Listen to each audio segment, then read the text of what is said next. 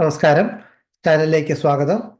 Alfred ഹിച്ച്കോക്കിന്റെ psycho ഒരു classic മൂവിയാണ്. അതിനെക്കുറിച്ചാണ് ഇന്ന് പറയാൻ പോകുന്നത്.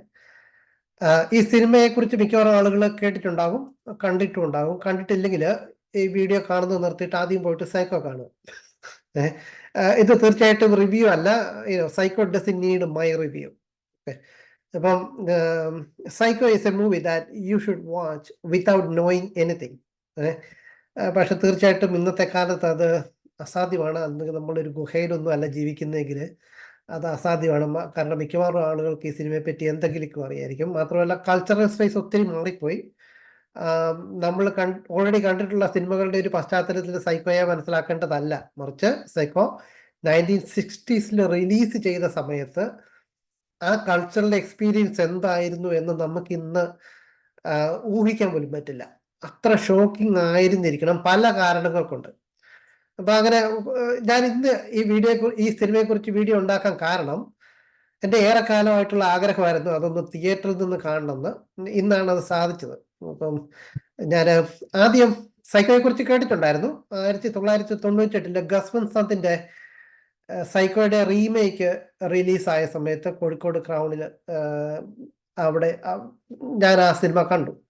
അപ്പൊ അന്ന് ടിക്കറ്റ് എടുക്കാൻ വേണ്ടി നിൽക്കുന്ന കൂട്ടത്തിൽ അവിടെ ഉണ്ടായിരുന്ന ആൾക്കാർ വർത്താനം പറയുമ്പോൾ അവർ പറയുന്നുണ്ട്, ഓ ഇതിന്റെ ഒറിജിനൽ ഭയങ്കര സൈക്കോ ഭയങ്കര പടമാണെന്നൊക്കെ പറയുന്നുണ്ട്. പക്ഷെ ഞാൻ അന്ന് അത് കണ്ടിട്ടില്ല. ഗസ്വൻസത്തിന്റെ സൈക്കോ ആണ് ഞാൻ ആദ്യം കണ്ടത്. എനിക്കത് വളരെ ഇഷ്ടപ്പെട്ടായിരുന്നു. അതിനുശേഷമാണ് പിന്നീട് ഒറിജിനൽ സൈക്കോ കാണുന്നത്. അത് പലതവണ കണ്ടിട്ടുണ്ട്. അതിന്റെ സീനുകളൊക്കെ ഏതാണ്ട് ബൈ ഹാർട്ടാണ്. എനിക്കറിയാം, ഈവൻ ഡയലോഗ്സ് പോലും അറിയാം, ഷോട്ടുകൾ പോലും അറിയാം ചില സീനുകളിലെ. അത്ര പരിചയമായിട്ടുള്ള സിനിമയാണ്. എന്നാൽ പോലും ഇന്ന് തിയേറ്ററിൽ കണ്ടപ്പോൾ എനിക്ക് എടുത്തു പറയാൻ തോന്നിയ ഒരു സ്ട്രൈക്കിംഗ് ആയിട്ടുള്ള ഒരിത് ഹിച്ച്കോക്ക് ഉപയോഗിക്കുന്ന ടൈറ്റ് ക്ലോസപ്പുകളാണ്. അതായത് ഒരു ഒരു മനുഷ്യൻ, ഇപ്പം ഞാൻ സാധാരണ ഏറ്റവും മുന്നിൽ ഇരുന്നാണ് സിനിമ കാണുന്നത്. അപ്പം നമ്മുടെ field of vision full cover ചെയ്യുന്ന പോലെ സ്ക്രീൻ വരും. അപ്പം വേറൊന്നും നമ്മുടെ ലോകത്തുണ്ടാവില്ല. ഈ സിനിമ ഇത് മാത്രമേ. അപ്പം ഹിച്ച്കോക്കിന്റെ ടൈറ്റ് ക്ലോസപ്പുകൾ, അതായത് ഒരു ഒരു ഇത്രയും ഒരു ഇത് ഉള്ളൂ സ്ക്രീൻ, അത്രയും വലിയ സ്ക്രീനിൽ ഈ മുഖം നമ്മുടെ field of vision full cover ചെയ്യുന്ന രീതിയിൽ ആണ്. അങ്ങനെയാണ് ഞാനിത് കാണുന്നത് തിയേറ്ററിൽ കാണുമ്പോൾ. അപ്പൊ ഇത് ആ ഡിസ്റ്റൻസിൽ ഇരുന്നാൽ ഇത് ശരിയാവുള്ളൂ. അഗെയിൻ ഹിച്ച്കോക്കിന്റെ ഈ ഒരു ടൈറ്റ് ക്ലോസപ്പ് സ്വഭാവം കാരണം ആന്റണി പെർക്കിൻസിനെയൊക്കെ നമ്മുടെ മുഖത്തിന്റെ ഇത്രയും മുമ്പിൽ കാണുന്നത് ആലോചിച്ച് നോക്കുക. എന്തുമാത്രം ഭീകരമായ ഒരു that kind of a character. Again, he starts as a mellow, soft human being, then transforms into something else. അപ്പം ഇത് ഞാൻ ആദ്യം മുതൽ എൻ്റെ ഇതിനെപ്പറ്റി, ഈവൻ ഞാൻ ആദ്യം സൗൾ ബാസിന്റെ ആ ടൈറ്റിൽ ഡിസൈനും മ്യൂസിക്കും ആ ഒരു ആ ടൈറ്റിൽ ഡിസൈനൊക്കെ അന്ന് ഫിലിമിൽ ഇത് ചെയ്യാൻ എന്തുമാത്രം പ്രയാസമായിരിക്കും എന്നൊക്കെ ഞാൻ ഇന്ന് ആലോചിച്ച് നോക്കി കണ്ടപ്പോൾ. Again coming back to the movie, ഈ ടൈറ്റ് ക്ലോസപ്പുകളുടെ കാര്യം പറഞ്ഞു. അതുപോലെ തന്നെ മ്യൂസിക്, ഈ സീക്വൻസുകൾ ഭയങ്കര രസമായിട്ടാണ് തിയേറ്ററിൽ കാണുന്നത്. അത് മാത്രമല്ല, ഇത് എനിക്ക് തോന്നിയൊരിത്, ഇതൊത്തിരി പ്രൊസീജിയറൽ ആയിട്ടുള്ള ഒരു മൂവിയാണ്. അതായത് ക്യാരക്ടേഴ്സിന്റെ ആക്ഷൻസ് വളരെ ഡീറ്റെയിൽ ആയിട്ട് ഏതാണ്ട് ഒരു മീഡിയം ഷോട്ടിൽ ഫോളോ ചെയ്ത് കാണിക്കുന്ന ഒരു മൂവിയാണ്.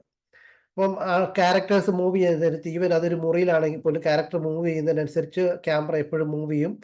അവർ ഡയറക്ഷൻ മാറ്റുമ്പോൾ ക്യാമറ ഡയറക്ഷൻ മാറ്റും. അങ്ങനെയൊക്കെ വളരെ മെറ്റിക്കുലസ് ആയിട്ട് ഷൂട്ട് ചെയ്തതെന്നാണ്. അത് മാത്രമല്ല, ഈ ഈ ക്ലോസപ്പിന്റെ ഉപയോഗമുണ്ട്. അതുപോലെ ഈ പ്രൊസീജിയറൽ നേച്ചറൊക്കെ വലിയ സ്ക്രീനിൽ കാണുമ്പോഴാണ് അതിന്റെ ഭംഗി എനിക്ക് കൂടുതൽ ആസ്വദിക്കാൻ പറ്റിയത്. എഗെയിൻ ഈ ഫീൽഡ് ഓഫ് വിഷൻ നിറഞ്ഞ പോലെ കാണുന്നതിന്റെ ഒരു പ്രത്യേകതയാണത്. പിന്നെ ഇതിൽ നറേറ്റീവിലേക്ക് വന്നാൽ ആളുകൾ ഇതിനെ ആദ്യം സൈക്കോളജിക്കൽ ഹൊറർ ത്രില്ലർ എന്നൊക്കെ പറയും. ശരി, ഞാൻ ഒരു സൈക്കോളജിക്കൽ ആസ്പെക്ട് ഉണ്ട് ഈ സിനിമയ്ക്ക്. അത് ഹിച്ച്കോക്കിന്റെ എല്ലാ സിനിമകൾക്കും ഉണ്ട് ഈ ഒരു സൈക്കോളജിക്കൽ ആസ്പെക്ട്. പിന്നെ ഇതിനൊരു ത്രില്ലർ സ്വഭാവമുണ്ട്. കാരണം അവസാനം ആവുമ്പോഴേക്കും there is a danger, palpable danger sensed by or experienced by the then protagonist. അപ്പൊ ഇതിനൊരു ത്രില്ലർ സ്വഭാവമുണ്ട്. അതുപോലെ തന്നെ ഇതിനൊരു ക്രൈം സ്വഭാവമുണ്ട്. അതേപോലെ തന്നെ ഇതിനൊരു ഹൊറർ സ്വഭാവമുണ്ട്. ചില സമയത്തൊക്കെ ജംപ് സ്കെയർ ഒക്കെ ഉണ്ട്, അതൊക്കെ ഞെട്ടിക്കും. ആ ഒരു അതിൻ്റെ ഒരു ഹൊററിന്റെ ചില സ്വഭാവങ്ങളുണ്ട്. അതുപോലെ മിസ്റ്ററി ഉണ്ട്. There is A detection crime detection and revealing of the truth going on. അങ്ങനെ ജോണർ ബ്ലെൻഡിങ് ഒരു സാധാരണ സംഗതി ആകാതിരുന്ന കാലത്താണ് ഹിച്ച്കോക്ക് ഇതുപോലെ 4 ജോണറിന്റെ ഫീച്ചേഴ്സ് എടുത്തിട്ട് ഒരു കോംപ്ലക്സ് മൂവി ഉണ്ടാക്കുന്നത്. ഹിച്ച്കോക്ക് ഇതിനു മുമ്പുള്ള സിനിമകളൊക്കെ ഭയങ്കര ഹൈ ബഡ്ജറ്റ്, ഒത്തിരി സ്റ്റാർ, കരികാരിനെ പോലത്തെ വലിയ ഹീറോകളൊക്കെ വെച്ചിട്ടുള്ള എക്സ്പെൻസീവ് ബിഗ് ബഡ്ജറ്റ് മൂവികളായിരുന്നു. നോർത്ത് ബൈ നോർത്ത് വെസ്റ്റ്, അങ്ങനത്തെ കുറച്ച് സിനിമകൾ. അപ്പം ഒരു കൊല്ലം ഒരു സിനിമ എന്നുള്ള രീതിയിലാണ് പുള്ളിയുടെ വർക്ക് പോകുന്നത്. ഇപ്പൊ 59 ആയപ്പോഴേക്കും പുള്ളി ശരിക്കും മടുത്ത് ഈ ബിഗ് ബഡ്ജറ്റ് അതൊന്നൊക്കെ മാറിയിട്ട് he wanted to do a more independent personal movie. അപ്പം അങ്ങനെയാണ് ഒരു നോവൽ അഡാപ്റ്റ് ചെയ്യുന്നത്. ഹിച്ച്കോക്ക് എപ്പോഴും പുതിയ പുതിയ റൈറ്റേഴ്സിന്റെ കൂടെ വർക്ക് ചെയ്യും. അവരെ കൊണ്ട് പറഞ്ഞെഴുതിക്കുവാണ്. മിക്കവാറും ഇവരെയൊക്കെ ആയിട്ട് യാത്ര പോകും. എന്നിട്ട് എവിടെയെങ്കിലും മിക്കവാറും ഈ ഹിച്ച്കോക്കും റൈറ്ററും ഉണ്ടാവുള്ളൂ. അയാളെ കൊണ്ട് ദിവസം ഇരുന്ന് റിവൈസ് ചെയ്യിപ്പിച്ച് ഹിച്ച്കോക്ക് പറയുന്ന രീതിയിൽ എഴുതി കൊടുക്കുവാണ്. അതായത് ആദ്യം സോഴ്സ് നോവലും കൊടുക്കും, പിന്നെ ഇയാളുടെ മനസ്സിലുള്ള കുറച്ച് ഇമേജസ് പറഞ്ഞു കൊടുക്കും. അപ്പൊ ഈ സോഴ്സ് നോവലിലുള്ള കഥയും ഇയാളുടെ മനസ്സിലുള്ള ഇമേജസും രണ്ടും വരുന്ന പോലെ ഒരു സ്ക്രിപ്റ്റ് എഴുതണം. അപ്പൊ അതിൻ്റെ അകത്തുനിന്ന് ഓരോ സീൻ പിന്നെ റിവൈസ് ചെയ്ത്, അതായത് ഹിച്ച്കോക്ക് ഒരാൾ എഴുതിയ സ്ക്രിപ്റ്റ് ഹിച്ച്കോക്ക് എടുക്കുകയല്ല, മറിച്ച് പുള്ളി ആൾക്കാരെ കൊണ്ട് എഴുതിക്കുവാണ്. അതൊരു ഇന്റലിജന്റ് ടൈപ്പ് റൈറ്റർ പോലാണ് ഹിച്ച്കോക്ക് റൈറ്റേഴ്സിനെ യൂസ് ചെയ്തിരുന്നത്. അത് മാത്രമല്ല, റൈറ്റേഴ്സിനെ ഒരിക്കലും കൂടുതൽ സ്വാധീനിക്കാനോ അല്ല ഓവർ പവർ ചെയ്യാനോ പുള്ളി സമ്മതിക്കില്ല. ഒരു റൈറ്ററിന്റെ കൂടെ 1-2 ഹിറ്റ് ഉണ്ടായി കഴിഞ്ഞാൽ പുള്ളി ഉടനെ അയാളെ ഒഴിവാക്കും, വേറെ റൈറ്ററിനെ കൊണ്ടുവരും. അങ്ങനെ ഒരു പ്രത്യേക ക്യാരക്ടർ ആയിരുന്നു. He was kind of a weirdo. Donald സ്പോട്ടയുടെ ഹിച്ച്കോക്ക് ബയോഗ്രഫി വായിച്ചാൽ ഒത്തിരി രസകരമായ അനക്ഡോട്ട്സ് ഒക്കെ ഉണ്ട്. ഹിച്ച്കോക്കിന്റെ ഏറ്റവും പ്രധാനപ്പെട്ട സൈക്കോളജിക്കൽ റിലേഷൻഷിപ്പുകളിൽ ഒന്ന് അമ്മയും മകനും തമ്മിലുള്ള റിലേഷൻഷിപ്പാണ്. അതാണ് ഈ സിനിമയിലെ ഏറ്റവും സെൻട്രൽ റിലേഷൻഷിപ്പ് എന്ന് പറയാവുന്നത്, അമ്മയും മകനും തമ്മിലുള്ള. പിന്നെ അതുപോലെ ഞാൻ പറഞ്ഞു, ഇത് 1900 റിലീസായ സമയത്ത് ഇത് ആളുകളെ ഷോക്ക് ചെയ്തതായിരുന്നു എന്ന്. അത് പല കാരണങ്ങൾ കൊണ്ട്. ഒന്ന്, അന്ന് സ്ത്രീകളുടെ ന്യൂഡിറ്റി അതിനു മുമ്പ് സിനിമയിൽ കാണിക്കില്ലായിരുന്നു. ഇപ്പൊ ഇതിൻ്റെ അകത്ത് ന്യൂഡിറ്റി എന്ന് പറയുന്ന അധികമില്ല, എന്നാലും അണ്ടർവിയർ ഇട്ടിരിക്കുന്ന സ്ത്രീകളുണ്ട്, ബ്രായിലുള്ള സ്ത്രീയുണ്ട്. അപ്പൊ ആ ഇമേജ് ഒന്നും അതിനു മുമ്പ് സിനിമകളുടെ സാധാരണ അല്ലായിരുന്നു. എന്നാൽ ഹിച്ച്കോക്ക് ഈ മൂവി ഓപ്പൺ ചെയ്യുന്നത് തന്നെ അന്നത്തെ ഒരു സ്റ്റാർ ആയിരുന്ന ജാനറ്റ് ലേയെ ഇതുപോലെ അടിവസ്ത്രത്തിൽ കാണിച്ചുകൊണ്ടാണ്. അതിന് ശേഷം ഈ ടോയ്ലറ്റ് ബൗൾ ആദ്യമായിട്ട് കാണിക്കുന്ന സിനിമ സൈക്കോ ആണ്. അതിനു മുമ്പ് ഇങ്ങനത്തെ സാധനങ്ങളൊക്കെ ഈ മൂവി കോഡ് കട്ട് ചെയ്ത് കളയുമായിരുന്നു. അപ്പം ഈ സിനിമയില് ഈ ടോയ്ലറ്റ് ബൗൾ കാണിക്കുന്നത് അത് ഒഴിവാക്കാൻ പറ്റാത്ത ഷോട്ട് ആയതുകൊണ്ട് കട്ട് ചെയ്യാതിരുന്നത്. ഹിച്ച്കോക്ക് എപ്പോഴും ഇങ്ങനെയാണ്, അവരുടെ മനസ്സിലുള്ള ഷോട്ടുകൾ അത് കട്ട് ചെയ്യാൻ പറ്റാത്ത രീതിയിൽ പുള്ളി സിനിമ എടുക്കുള്ളൂ. കാരണം സ്റ്റുഡിയോ ഒരിക്കലും ഇയാൾ ഷൂട്ട് ചെയ്തത് കളയരുത്. അതായത് ഒത്തിരി കവറേജ് ഷൂട്ട് ചെയ്യുന്ന പരിപാടി ഇല്ല പുള്ളിക്ക്. അതായത് എന്താണോ വേണ്ടത് അത് മാത്രം ഷൂട്ട് ചെയ്യും. അത് പുള്ളി ഉദ്ദേശിക്കുന്ന രീതിയിലല്ലാതെ വേറൊരു രീതിയിൽ എഡിറ്റ് ചെയ്യാനുള്ള ഒരു സ്വാതന്ത്ര്യം സ്റ്റുഡിയോയ്ക്ക് പുള്ളി കൊടുക്കുകയല്ല. അത്ര മെറ്റിക്കുലസ് ആയിരുന്ന സംവിധായകനാണ്. സൈക്കോയിലേക്ക് തിരിച്ചു വന്നാൽ ഇതിൻ്റെ അകത്ത് ഇത് വേറൊരു രീതിയിൽ ഇത് ആളുകളെ ഞെട്ടിക്കുന്നത് ഇനി കോൺസ്റ്റന്റ് ആയിട്ട് ജോണർ ഷിഫ്റ്റ് ചെയ്തുകൊണ്ടാണ്. അപ്പം ആദ്യം തന്നെ തുടങ്ങുമ്പം it plays like a noir movie. ഇപ്പം 1940s മുതലുള്ള മാൽട്ടീസ് ഫാൽക്കൺ അങ്ങനത്തെ ന്യൂആർ സിനിമകളുണ്ടല്ലോ, ക്രൈം ഡ്രാമ മോഡൽ. ആ ന്യൂആർ സിനിമകളുടെ ഒരു സ്റ്റൈലിലാണ് തുടങ്ങുന്നത്. ഒരു ഫെം ഫെറ്റാൽ എന്ന് പറയാവുന്ന, അതായത് അട്രാക്റ്റീവായ അതേസമയം കണ്ണിങ് ആയ ഒരു നെഗറ്റീവ് സ്ത്രീ ക്യാരക്ടർ, അവരെയാണ് സിനിമ ആദ്യം മുതലേ ഫോളോ ചെയ്യുന്നത്. അപ്പൊ നമ്മൾ വിചാരിക്കും ന്യൂആർ മൂവി. അത് കഴിഞ്ഞിട്ട് ഈ സെൻട്രൽ ക്യാരക്ടറിനെ പെട്ടെന്ന് കൊന്നുകളയുവാണ് ഏതാണ്ട് 40 മിനിറ്റ് കഴിയുമ്പോൾ. that must have been so shocking. കാരണം ഇത് അന്നത്തെ ടോപ്പ് ബിൽഡ് ആക്ട്രസ് ആണ്, വലിയ സ്റ്റാർ ആണ്. അവരെ കൊണ്ടുവന്നിട്ട് കഥയെല്ലാം ബിൽഡ് ചെയ്ത്, അല്ലാതെ വേറൊരു മെയിൻ ക്യാരക്ടർ ഈ സിനിമയിൽ ഇല്ല, അവരാണ് മെയിൻ ക്യാരക്ടർ. അവരെ 40 മിനിറ്റ് ആകുമ്പോൾ കൊന്നു കളയുന്നു. അപ്പോൾ അവിടുന്ന് സ്ഥിതി മാറി. അവരെ കൊല്ലുന്ന സ്റ്റേജ് തന്നെ ഫേമസ് ഷവർ സീക്വൻസ് എന്ന് പറയുന്നത്. ഷവർ സീക്വൻസ് ഒക്കെ എനിക്ക് ബൈ ഹാർട്ടാണ്. ഇവിടുന്ന് ഏത് ഷോട്ടാണ് വരാൻ പോകുന്നത് എന്നുള്ളത് എനിക്കറിയാം. ഈ സിനിമ എനിക്ക് ഇതിൽ സ്ട്രൈക്കിംഗ് ആയിട്ട് തോന്നിയ വേറൊരു കാര്യം, നമ്മൾ സിനിമ കാണുമ്പം സ്ക്രീനിൽ ക്യാമറ പാൻ ചെയ്യുന്നത് ലെഫ്റ്റ് ടു റൈറ്റ് മൂവ്മെന്റ് ആണ് നമുക്ക് കണ്ണുകൾക്ക് കാണാൻ എളുപ്പമായിട്ടുള്ളത്. കാരണം മിക്കവാറും ഭാഷകളൊക്കെ എഴുതുന്നത് ലെഫ്റ്റ് ടു റൈറ്റ് ആണ്, നമ്മൾ വായിക്കുന്നതും ലെഫ്റ്റ് ടു റൈറ്റ് ആണ്. അപ്പൊ ലെഫ്റ്റ് ടു റൈറ്റ് മൂവ്മെന്റ്സ് നമുക്ക് കുറച്ചുകൂടി എളുപ്പമാണ്, സീംലെസ് ആണ് നമുക്ക് ബ്രെയിനിൽ അത് പെർസീവ് ചെയ്യാൻ. അതേസമയം തിരിച്ചുള്ള movements, right to left movements നമ്മളെ ഇച്ചിരി ഡിസ്റ്റർബ് ചെയ്യും. അപ്പൊ ഈ ഒരു ഡയറക്ഷണാലിറ്റി ഹിച്ച്കോക്ക് തന്നെ സ്ട്രേഞ്ചേഴ്സ് ഓൺ എ ട്രെയിൻ എന്നുള്ള സിനിമയിൽ ഉപയോഗിച്ചിട്ടുണ്ട്. അപ്പൊ അതിൻ്റെ അകത്ത് തുടക്കത്തില് ഈ ഹീറോയെയും വില്ലനെയും അവതരിപ്പിക്കുന്ന ഒരു സീക്വൻസില് ഹീറോയെ കാണിക്കുമ്പം we don't see their faces, നമ്മൾ അവരുടെ ഷൂസ് മാത്രമേ കാണുന്നുള്ളൂ.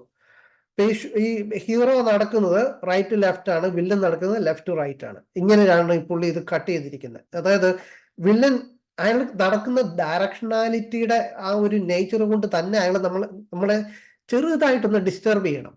അത് നമ്മുടെ അറിയാതെ നമ്മുടെ മനസ്സിൽ ഇത് രജിസ്റ്റർ ചെയ്യണം. അതിനു വേണ്ടിയിട്ടാണ് പുള്ളി ഈ ഡയറക്ഷണാലിറ്റി എപ്പോഴും സൂക്ഷിക്കുന്നത്. അപ്പം പുള്ളിയുടെ ചേസ് സീക്വൻസുകളൊക്കെ എഡിറ്റ് ചെയ്ത് ഭയങ്കര രസമാണ്. ഈ ഡയറക്ഷണാലിറ്റി നമ്മളെ ഡിസ്റ്റർബ് ചെയ്യേണ്ട സമയത്ത് പുള്ളി ഡയറക്ഷൻ ഷിഫ്റ്റ് ചെയ്യും.